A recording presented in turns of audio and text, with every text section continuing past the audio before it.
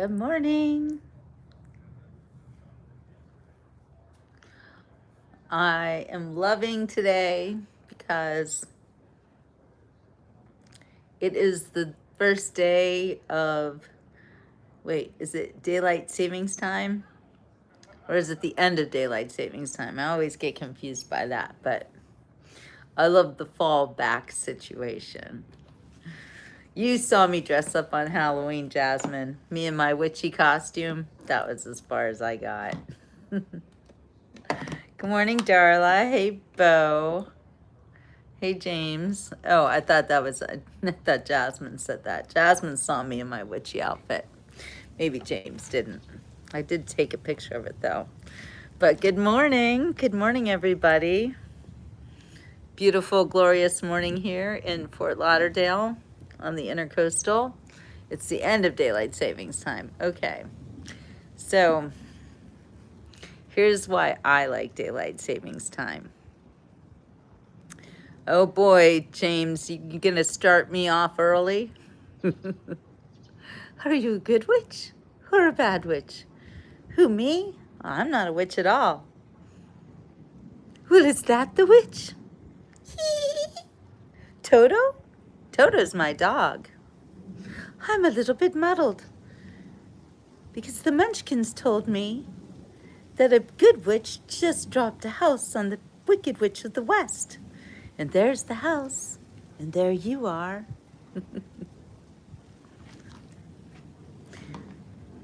If you pardon me, I've never heard of a beautiful witch before. Only bad witches are ugly. I know I'm skipping around. You are their national heroine. It's all right. You may all come out to meet her. Come out, wherever you are, and meet the young lady who fell from a star.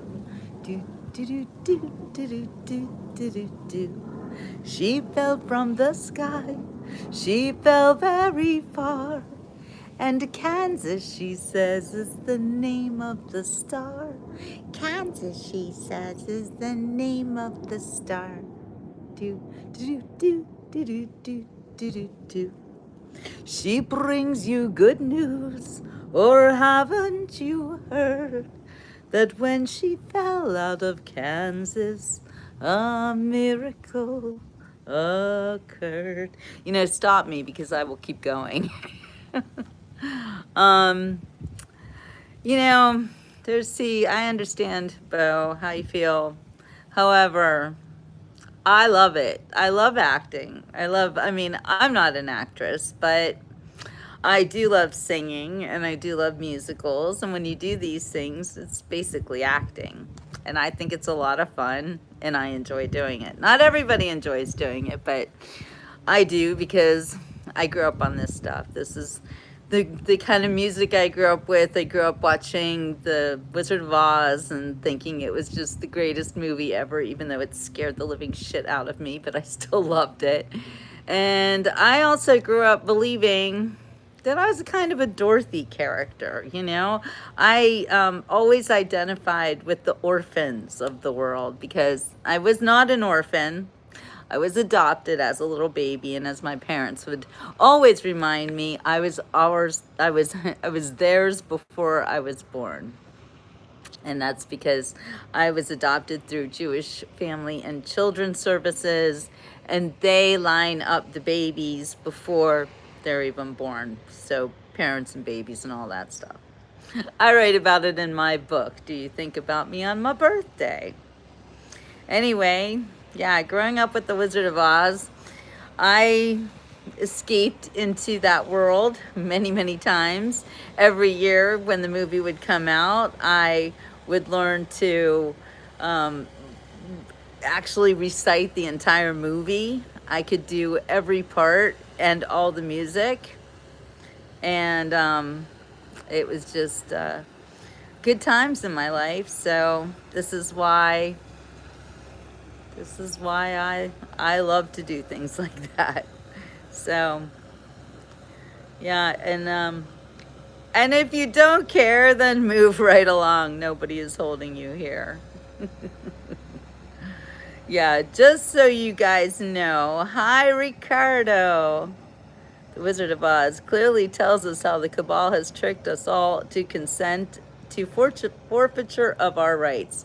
And that's another fact that I didn't know about the Wizard of Oz until like 10 years ago. But yes, The Wizard of Oz is a very telling movie. And it comes from a book, actually, that is nothing like the movie. But yes, they did use it to tell us the truth.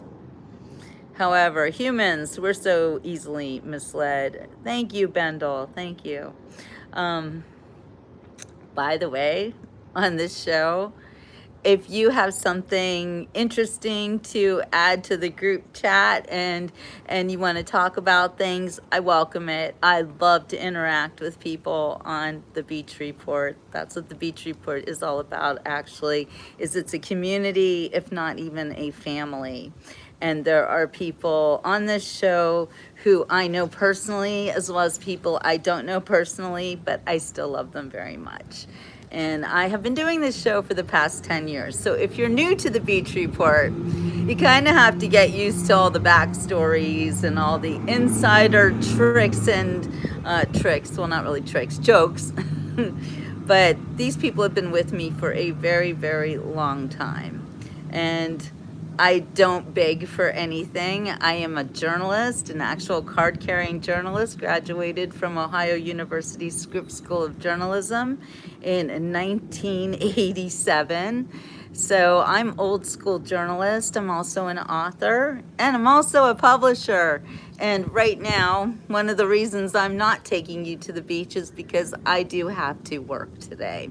I've been working on a new book that is just, it's mind-blowing. It's so interesting and it's so full of emotion. It will make you feel.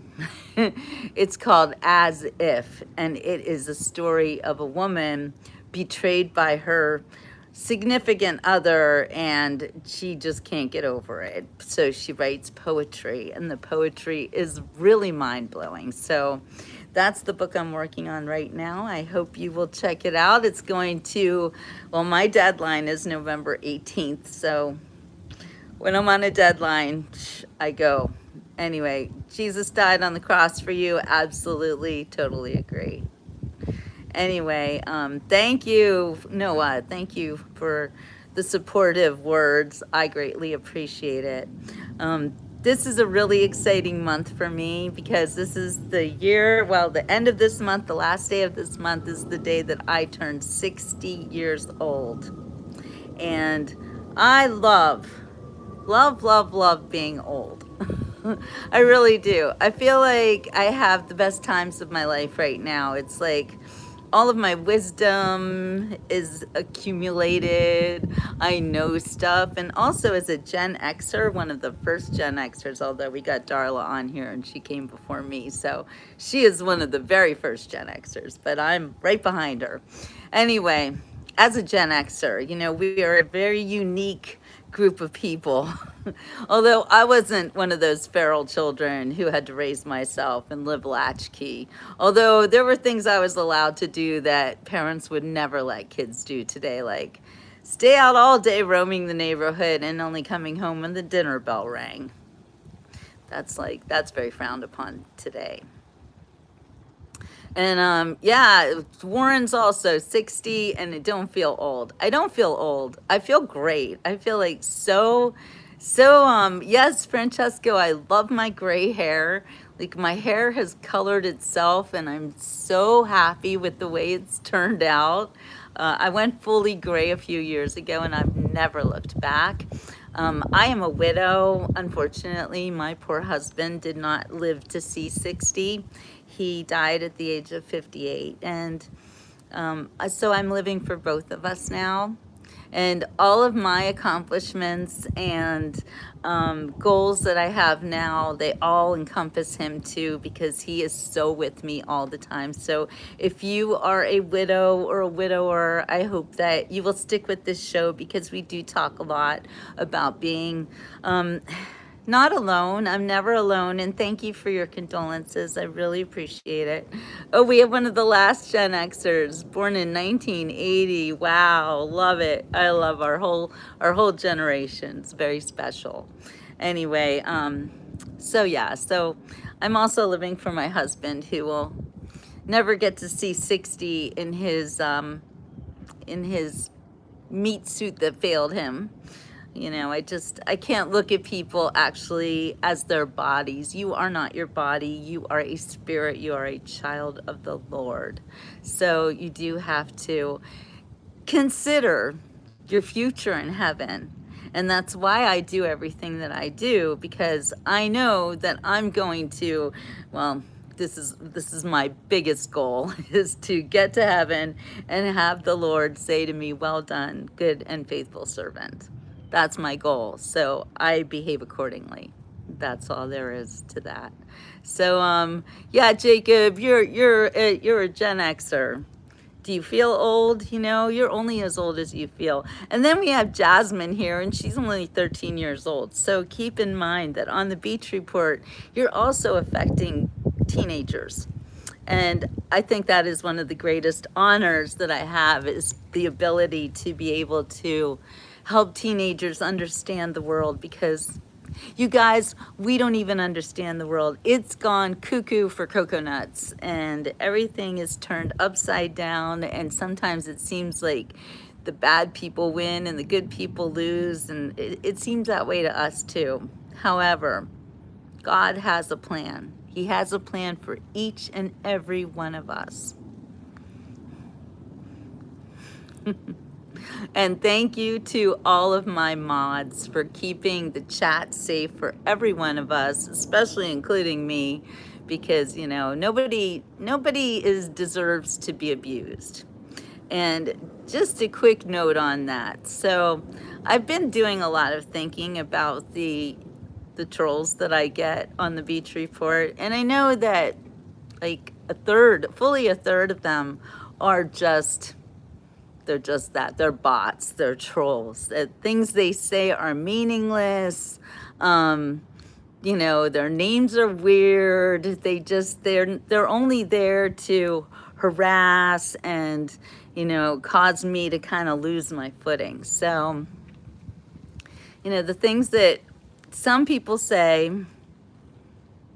to people they don't even know who do a show like mine, which I'm 100% real, and I'm not being paid much, although I am monetized on YouTube, so I do get some money for doing my show, which is only fair because I do take the time out of my day and I plan each show, although my plans don't always go the way that I think they're going to.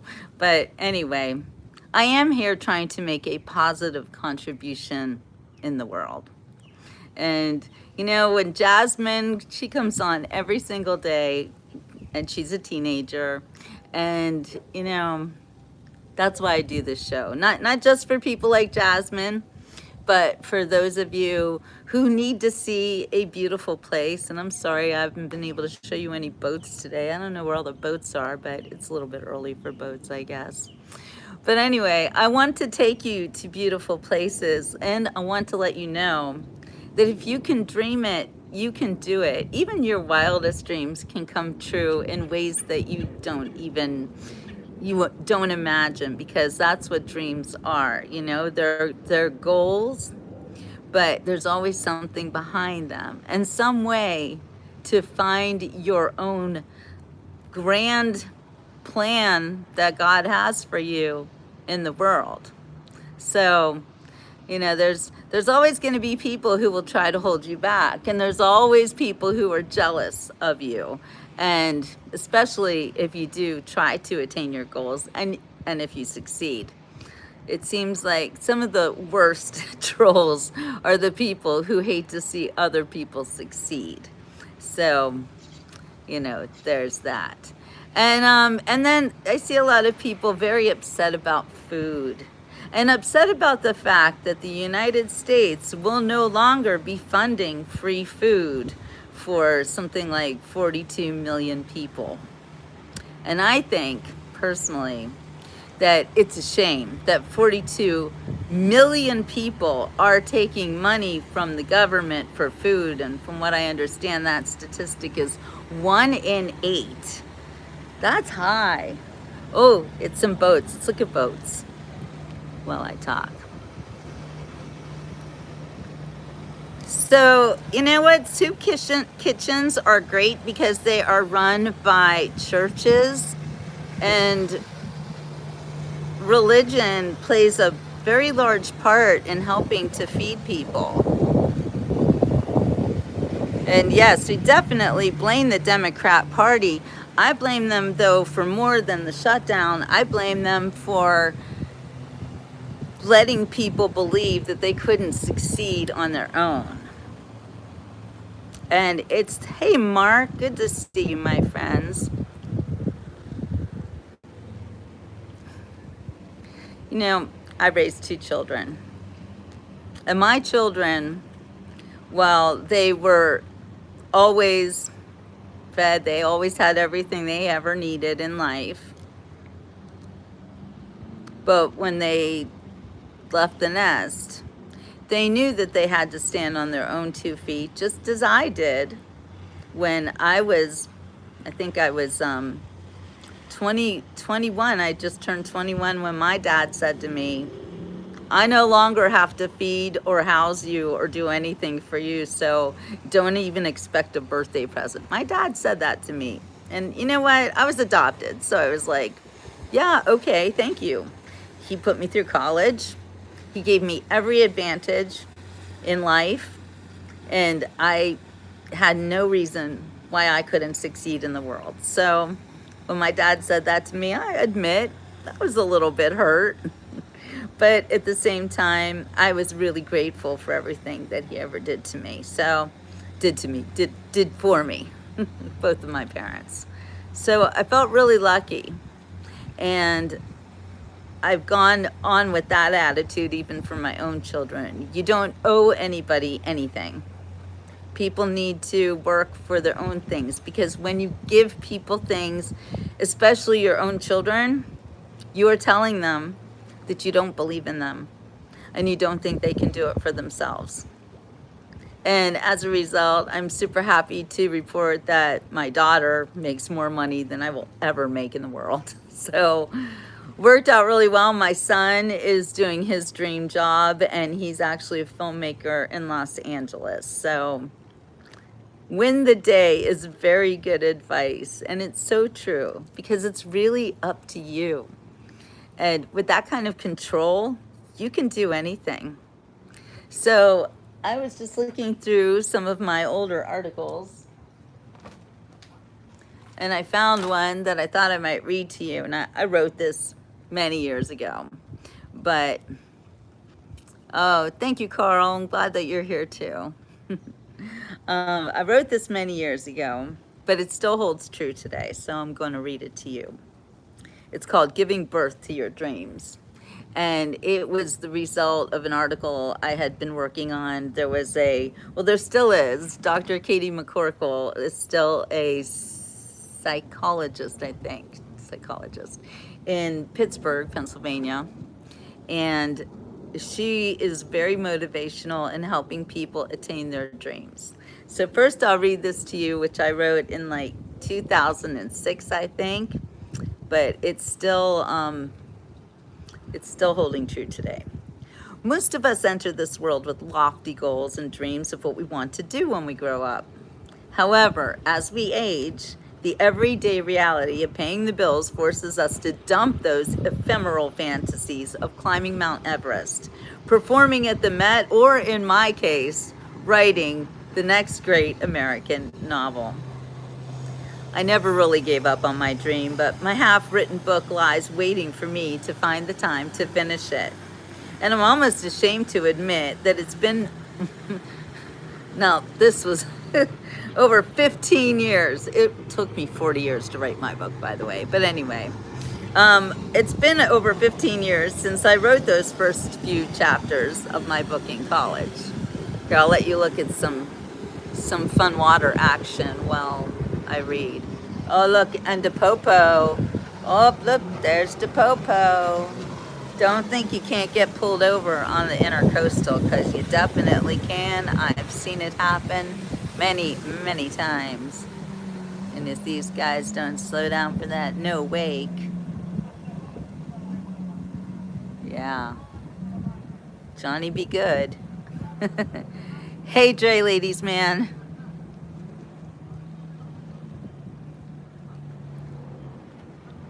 Yeah, everybody seems to be getting along over there with the Popo.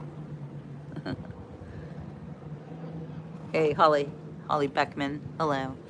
Okay, so anyway, back to my article.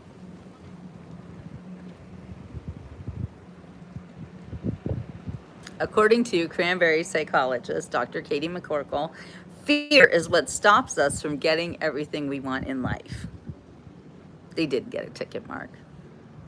Everybody looks okay.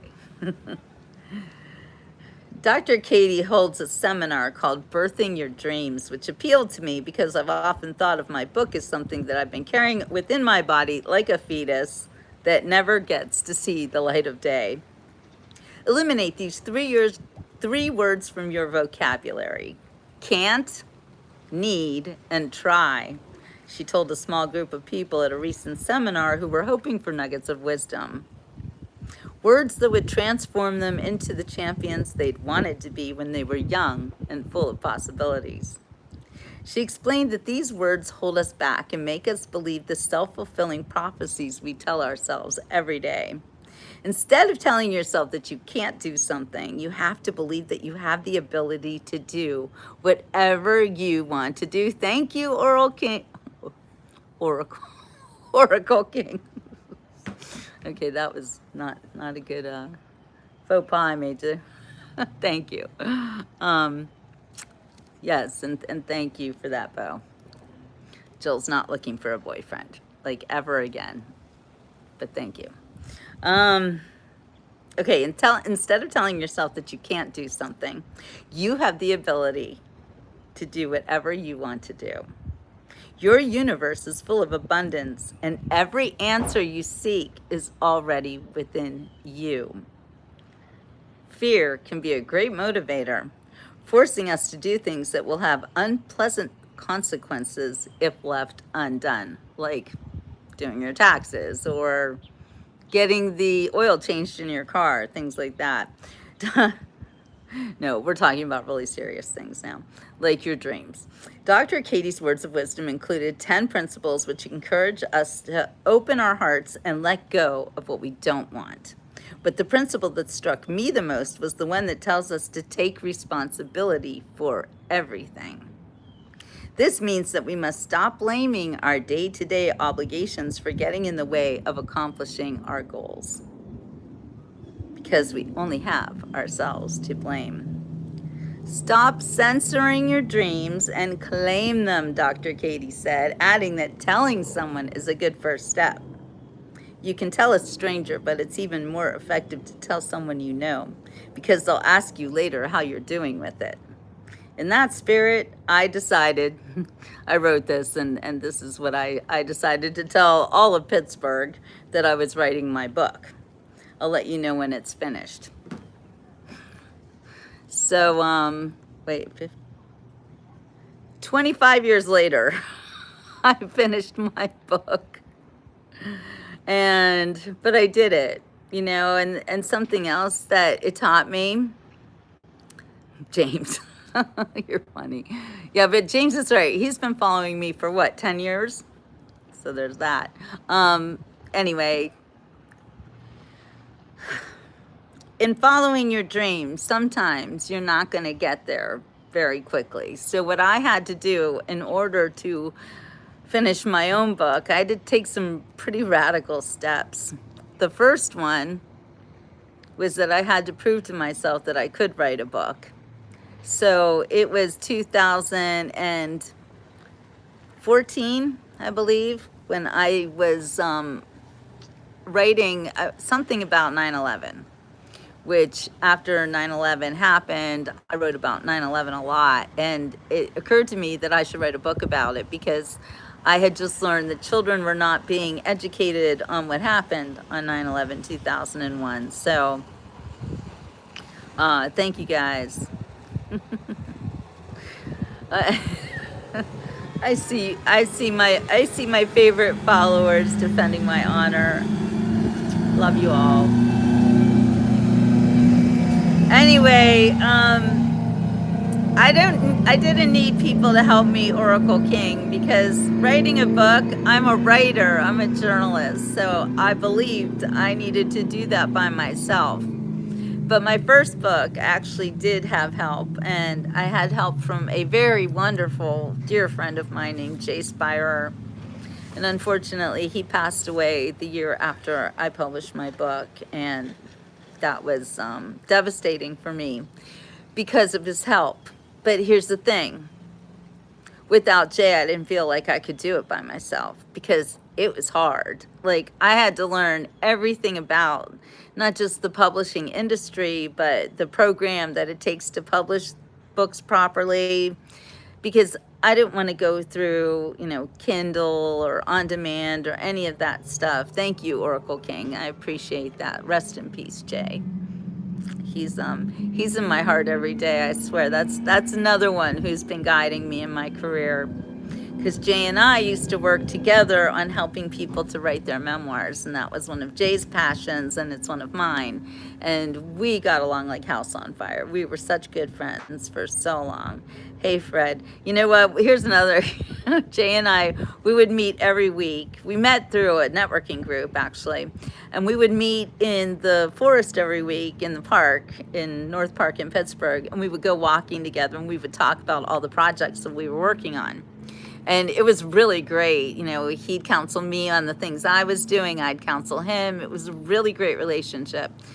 And then my stupid ex-husband, who was jealous of everybody who wasn't him, I found that he was actually stalking us on our walks, and one day just appeared out of the woods. And I was like, really, dude? And that wasn't the only time he did that to me. And needless to say, he is my ex for many reasons, even worse than that, but he's in Switzerland, so that's good. Anyway, these people talking about volunteering at soup kitchens and stuff. Yes, you should do that. Definitely do that. I have done things like that as a writer, as a journalist, and especially when I was raising my children. I often covered stories about food pantries. I know a lot about them. I know a lot about feeding people during, I went through, Pittsburgh in 2006, I think it was. My neighborhood went through a devastating 100-year flood that was so bad, and we luckily did have food pantries that were in place simply because of another flood that had happened like 10 years before that, and they were ready. So, it is very important that all communities do host food banks and soup kitchens and things, not just for the needy, but also just in case of emergencies. There's always a good reason. So I've done a lot of work, and I know a lot about these things as a journalist, and as making it accessible to the public. So that's what a good journalist does, actually, in my opinion, anyway. I never got paid a lot of money to do my journalism. I've always been able to survive off of it, but well paid, no, not at all, because I'm not writing for big corporations or anything. I actually spent at least from 2001, right after 9/11, I got hired by the Pittsburgh Post-Gazette, as they call it, a stringer, freelance journalist. But I was a constant contributor for the weekly. There was a North Hills, which is where I lived at the time. And if those of you from Pittsburgh, you would remember this, but there was a north section. I don't think it's there anymore. I don't know, the newspapers haven't been doing well, and I don't think the Pittsburgh Post-Gazette is anything of what it used to be like when I was there. But anyway, I wrote a lot for that newspaper. but I wrote a lot about the people. I didn't really cover politics or anything, although I covered local politics, as in municipal meetings, which are so important. When you live in a town, it behooves you to go to every municipal meeting. And there were many times where I was the only one in the audience. And school district, school board meetings. Even if you don't have children in school, you want to go to the school board meetings because you need to know how much of your money that they're taking from you in the form of mills. It's a lot. It's a lot. I'm actually working on a school board story about Cranberry Township School Board, which is one of the areas I used to cover, and Seneca Valley School District, which is trying to get $165 million to build something onto one of their schools. It's $165 million for a school. What do you think about that?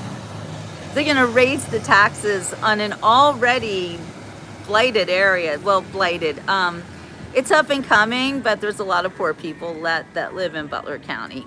And this is the same Butler County where President Trump was shot.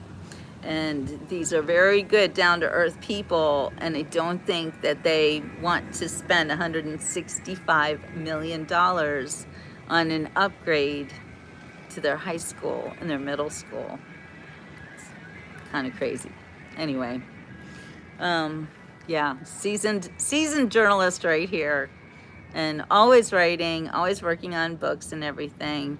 And you know what? People were there who I personally know, Long Walk, and I know he was shot. So you are watching liars if that's what you believe, but I have firsthand proof of it, and people who actually were in the audience right behind him. So what you're doing is lying. I think Long Walk actually might be a bot or something. I'm not sure. So we might want to get rid of that one. Yeah, let's get rid of this person who is, you know, if you lie about one thing, you're going to lie about everything else. So bye-bye. I don't have any compassion for liars, like whatsoever. And when I thank you, Two Stroke, Trump is the greatest president ever, and they tried to kill him in front of my friends and neighbors. So these people who think that that was some kind of a, I don't know, a deep fake, like President Biden, you know, they told us that his inability to even walk up the stairs was not real and was a deep fake. Now that was what was fake. You might want to watch my show from yesterday called What is Fake and What is Real, because things like that are fake. Trump is definitely moving America out of the times of us being controlled by oligarchs, corporatocracies, and people who care nothing about us. I mean, these rich people, did you realize they're literally building bunkers? Bunkers. Why would they be building bunkers? Hey, War Child, happy Sunday to you too. And you're right, James. Trump is the bro, and he's the best metaphor. I love that you guys are on here today. So thank you. I love to see people with common sense. And let's check out this boat. So I know a lot of people hate the daylight savings time ending, but I gotta say, I really love it. I really, really do. Again, is it ending or is it starting? I get confused about that, but I love how it's only 10 o'clock. And yesterday it was 11 o'clock right now, so.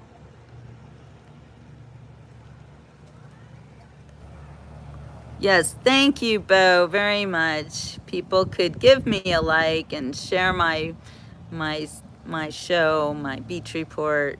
I'd appreciate that.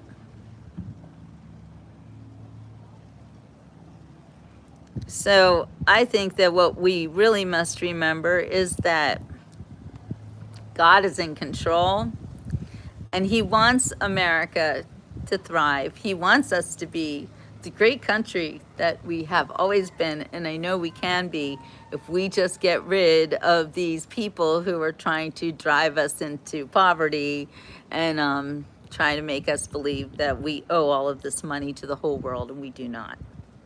So we've taken care of the whole world. Now it's time to take care of Americans. We have been far too kind for far too long. And those of you who cannot feed yourselves, you are going to have to work to learn how to feed yourself. I keep seeing people telling me that I should go work in a soup kitchen or donate money to feeding people. But the honest truth is that people need to start learning how to take care of themselves and their families. People need to have responsibility for themselves. Claiming that the government owes you money is not taking care of yourself. And it's not having responsibility for yourself either. If you are this close to total devastation, and the only thing keeping you afloat is the US taxpayers paying for you to eat bad food, then, you might want to rethink your goals in life. So I think I didn't get to be 60 being stupid, okay? And I am not on government assistance whatsoever. However, I will say that when I was a young mom and my 2 children and single mom, and I had to take care of them, I did rely on government assistance for a little bit. And it was humiliating, and I hated it, and I vowed never to do it again. And right now, I probably could definitely qualify for assistance. But you know what? I will never take it. Never, ever, ever. And even my children are like, no, Mom, you could get on Medicaid or whatever. But here's the other thing. I don't use doctors. I don't want doctors in my life. I don't trust them, any of them. I trust myself.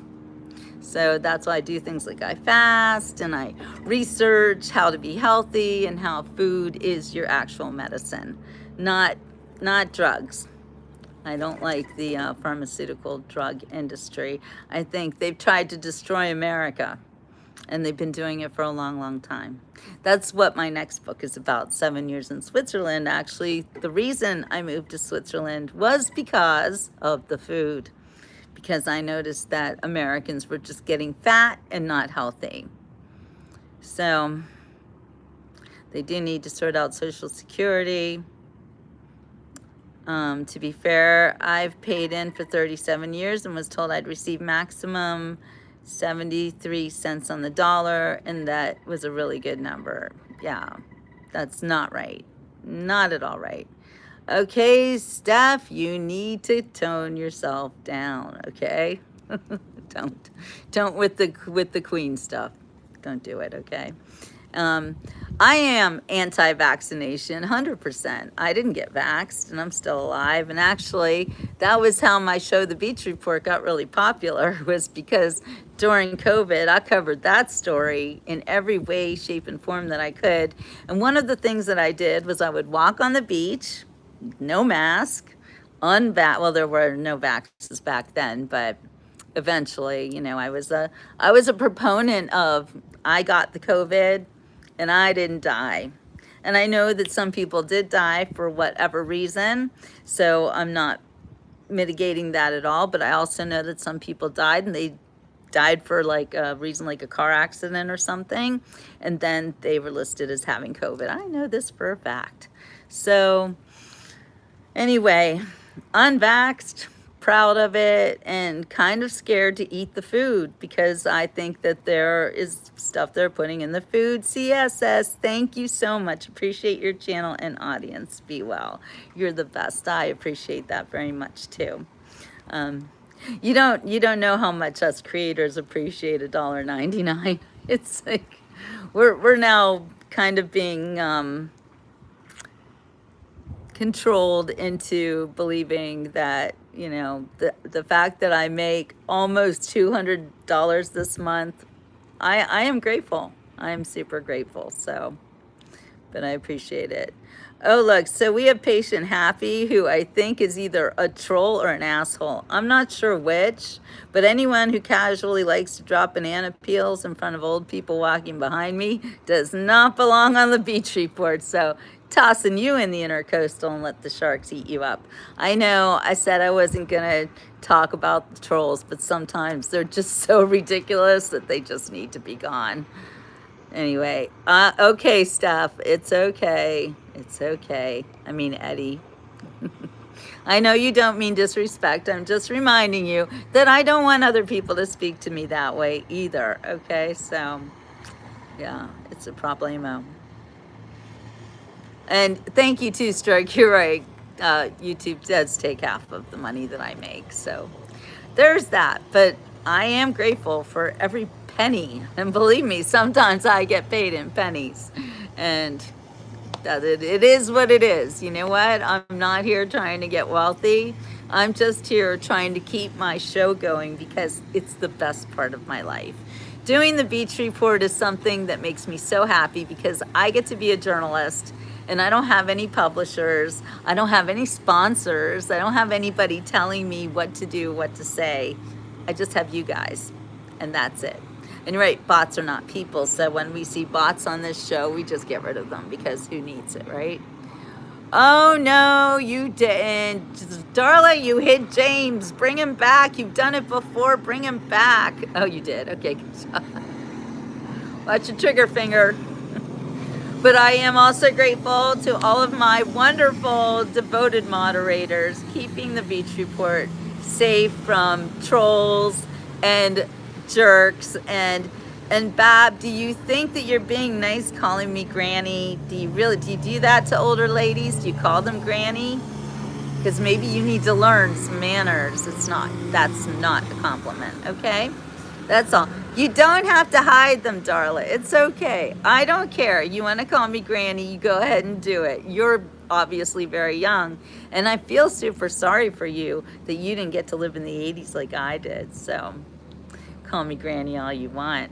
I've had a great life, and I'm going to be 60 this year. Woo woo! Which means I've lived a long time, and I might outlive you. So there's that. There's that. Anyway, in your 40, Eddie's 44. Okay, well, you're way too young for me.